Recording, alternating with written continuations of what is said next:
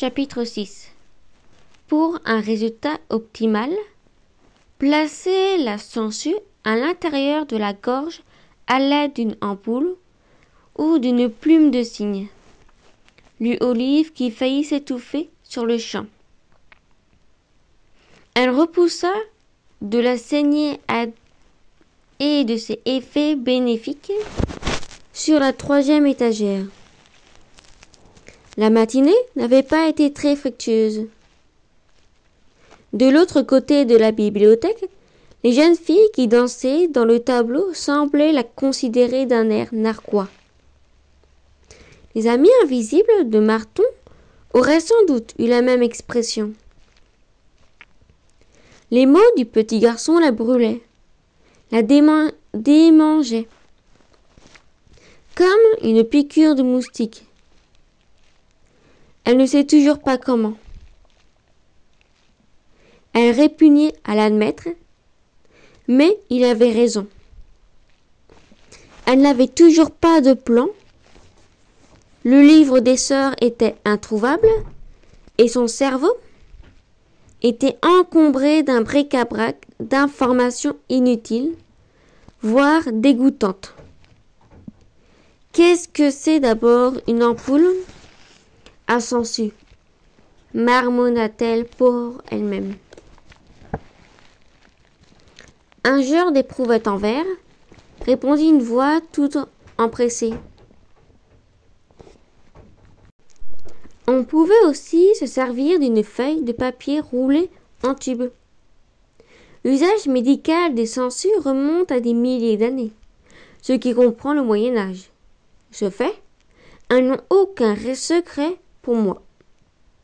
En fait, étymologiquement, le mot sangsue dérive du mot santé. Olive, en équilibre sur son escabeau, se figea. Près de la porte se tenait un petit groupe composé de Madame de Rondy, Madame de Way et Rudefort de Way. Tous la dévisageaient. C'était bien sûr Rudefort qui avait parlé. Madame de Way sourit, un peu à contre-cœur. Madame de Woody, elle, avait l'air sonnée. Olive, tu connais Rudefort, n'est-ce pas ?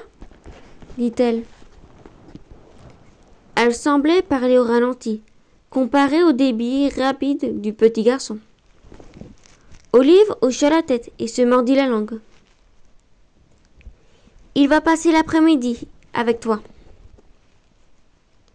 Olive entendit un hurlement silencieux dans son crâne. Elle se mordit la langue de plus belle.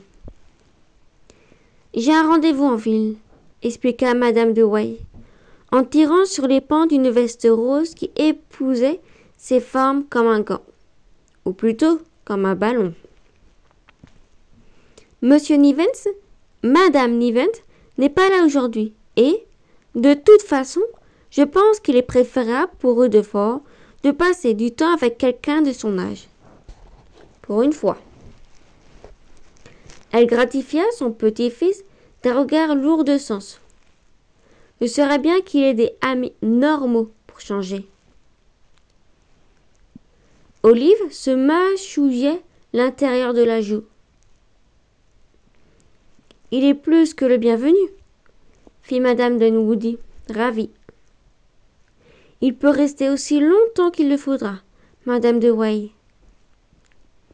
Et deux femmes sortirent de la bibliothèque, laissant Rudefort et Olive tout seuls. Madame de Way s'était visiblement efforcée de rendre son petit-fils présentable. Ses cheveux bouclés avaient été généreusement humectés et aplatis. Son pantalon semblait repasser à mort. Sur l'écusson de son t-shirt, un lion combattait un serpent. Il portait aussi une énorme paire de gants métalliques. Olive l'examina, l'air de rien. Elle n'osait pas le regarder en face. Il connaissait son secret. Ce n'était pas son genre d'oublier une confidence. Et voilà qu'elle devait se le coltiner tout l'après-midi. Un garçon, un inconnu, qui avait son âge, qui ne manquerait pas de relever toutes ses maladresses et ses hésitations. « Alors, tu l'as trouvé ?» demanda-t-il. « Trouvé quoi ?» fit-elle.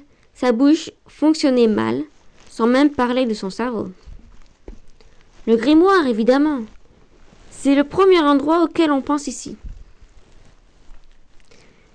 Il s'arrêta au pied de l'escabeau, toissant Olive à travers ses lunettes sales.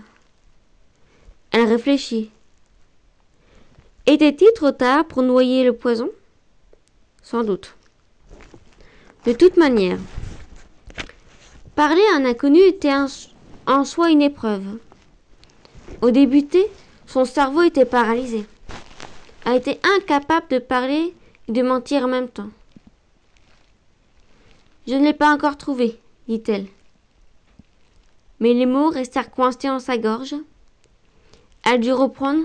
J'ai déjà fait ces étagères, mais il reste toutes les autres. Je peux t'aider. Je lis très vite, dit haut et fort, se dandinant dans ses mocassins. 70 pages à l'heure. Ça dépend aussi de la taille des caractères, bien sûr. Non, aurait voulu hurler Olive avant de l'expulser de la bibliothèque. Et sans le toucher. Berk. Qu'une main invisible se referme sur Rutherford et l'entraîne dehors. Voilà ce qu'elle voulait vraiment. Et jusqu'en Norvège ou en Finlande. Enfin, là où étaient ses parents. Bien sûr, le miracle ne se produisit pas. Tu n'es pas obligée, marmonna-t-elle. J'en serais ravie. Je dois enlever mes gantelettes, par contre. D'habitude, je les garde, mais ce n'est pas pratique pour tourner les pages. Tu m'étonnes, dit Olive. Il lui tendit sa main gauche pour qu'elle puisse mieux voir à quoi cela ressemblait, sans s'arrêter de parler à 100 à l'heure. Ce sont des copies, c'est sûr, mais très fidèles. Je les ai eues à un festival consacré au Moyen-Âge. L'artisan a copié un modèle allemand du XIVe siècle. La rondelle est trompeuse. On dirait une simple décoration, alors qu'elle avait un rôle défensif. Olive hocha lentement la tête. Rutherford posa les gantelettes sur les tapis. Je les dépose sur le sol, mais je ne te provoque pas en duel pour autant. Ah bon, fit Olive. L'heure suivante s'écoula dans un silence quasi total. Olive resta sur un perchoir, tandis que Rutherford feuilletait les livres plus près du sol, marmonnant parfois. Intéressant. Ou vraiment? Il travaillait à la vitesse de l'éclair, mais Olive, elle, peinait à se concentrer. Elle avait même du mal à respirer. Elle ne voulait pas de lui ici. Aucun doute à ce propos. D'ailleurs, elle avait l'impression que la maison elle-même était hostile à n'importe un. Quelque chose ou quelqu'un les surveillait. Elle le savait aussi sûrement qu'elle pouvait sentir une boule de neige arriver dans son dos et l'éviter au dernier moment. Le temps passait et la bibliothèque semblait plus sombre, plus calme, au point que le bruit des pages tournées paraissait totalement assourdissant. Les murs avaient l'air de se refermer sur les enfants. Et eux aussi voulaient jeter Rutherford dehors. Olive espérait qu'il ne trouverait pas le livre. Elle ne voulait pas partager davantage de secrets avec ce garçon. Heureusement, elle était de plus en plus convaincue que le grimoire n'était pas dans la pièce. Tu seras en 6e ou en 5e au collège cette année? demanda soudain Rutherford, sans lever le nez. Les mots sixième et collège avaient le don de nouer l'estomac d'Olive, comme si elle avait avalé, toute crue, des trucs ignobles. Sixième, fit-elle par dire. Comme moi, on sera dans la même école. Je vais passer l'année chez ma grand-mère, le temps que mes parents finissent leurs recherches. La grande fougère près de la cheminée frémit, une seule et unique fois. J'ai déjà fait 7 écoles différentes, aux États-Unis, en Europe et au Canada. Mais mes parents pensent que ce sera mieux pour moi de rester sur place cette fois-ci. La fougère siffla. Rutherford ne remarqua rien apparemment. Waouh! Moi, je n'ai été que dans 4 écoles, dit Olive à mi-voix. Les mauvais souvenirs affluèrent, lui grignotant l'estomac, comme de minuscules poisons aux dents acérées. Elle n'avait personne avec qui déjeuner, ou on la choisissait toujours en dernier pour l'équipe, et elle passait les récrés près de la grille, à arracher des brins d'herbe pour se donner une contenance. Elle inspira. Ça t'embête de changer d'école tout le temps? Et tout ça? Rutherford haussa les épaules. Parfois c'est dur de s'adapter. Mais je me dis que c'est temporaire. Où que je sois, je ne reste pas longtemps. Olive opina. Pourtant, elle trouvait ça triste.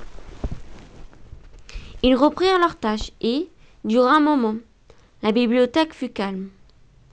La fougère, elle-même, ne bronchait pas. Olive toussa, gênée. Rutherford, assis en tailleur par terre, continua de feuilleter un gros livre vert. Olive eut une quinte de toux, cette fois interminable. Les larmes lui montèrent aux yeux. Rutherford se tourna vers elle. Je veux dire enfin... Elle se remit à tousser. Ce que je t'ai dit... Tu sais, sur cette maison. Oui, fit Rutherford. Ne le dis à personne, d'accord? Rutherford, sérieux comme un pape, hocha la tête. Je t'en donne ma parole. Je peux prêter serment, même si tu veux. Signer quelque chose ou mettre la main sur un livre saint. Non, pas la peine. Juste, n'en parle pas, dit Olive. Absolument. Pas à âme qui vive. Je m'y engage. Il se leva et fit une brève courbette avant de se rasseoir. Livre vert en main. Intéressant, murmura-t-il peu après. Quoi donc? Demanda Olive, que le serment avait mis d'humeur, presque amicale. D'après ce livre, le capitaine Kidd est le seul pirate à avoir enterré son trésor. Rutherford leva les yeux au plafond. Et si tes sorciers avaient fait la même chose avec le grimoire? Enfin, ce ne sont pas des pirates. Ils auront plutôt jeté un sort d'invisibilité. Tu n'as vu aucun indice d'un tel sort? Mais comment repérer des indices de quelque chose invisible? Olive secoua la tête. Non, ils n'ont pas. Elle s'interrompit brusquement. Bien sûr que les McMartin avaient fait disparaître des choses et des gens, pour toujours. Des hommes, des femmes et des enfants, aussi sûrement que s'ils les avaient enfouis dans le sol. Ils avaient caché une foule d'objets là où personne ne pourrait les trouver, excepté Olive. Peut-être que ce qu'elle cherchait avait toujours été là, sous son nez. Rutherford ne sembla pas remarquer son interruption. Lorsque Madame de Wave vint chercher son petit-fils, il feuilletait toujours un livre poussiéreux. Et Olive, elle, avait encore le regard perdu dans le vague et la mâchoire pendante. Je peux revenir t'aider à chercher demain? Offrit Rutherford en rangeant un épais volume bleu.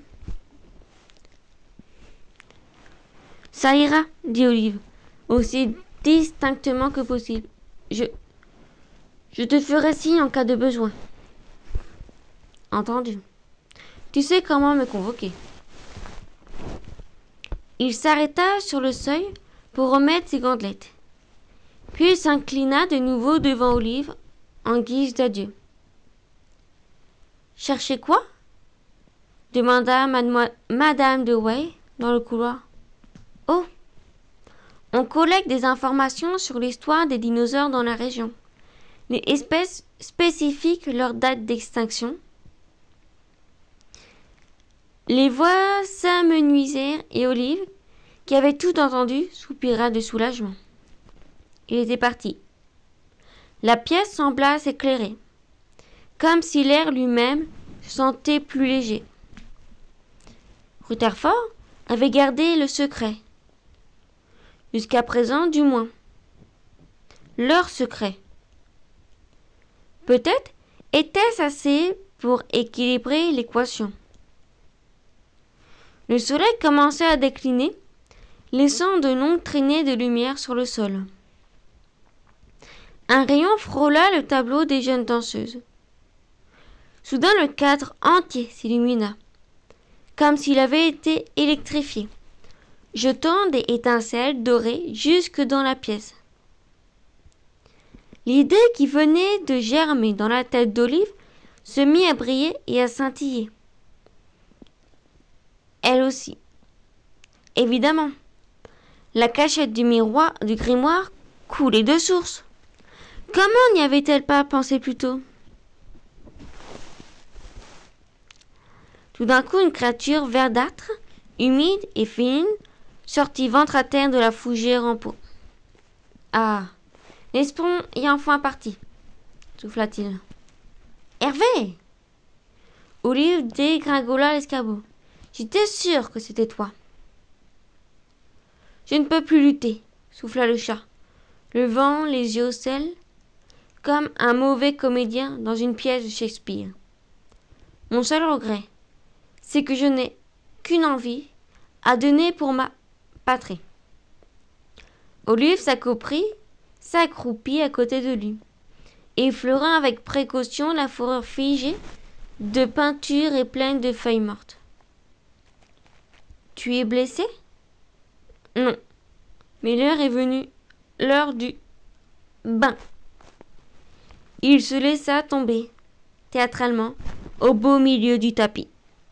Fin du 6e chapitre.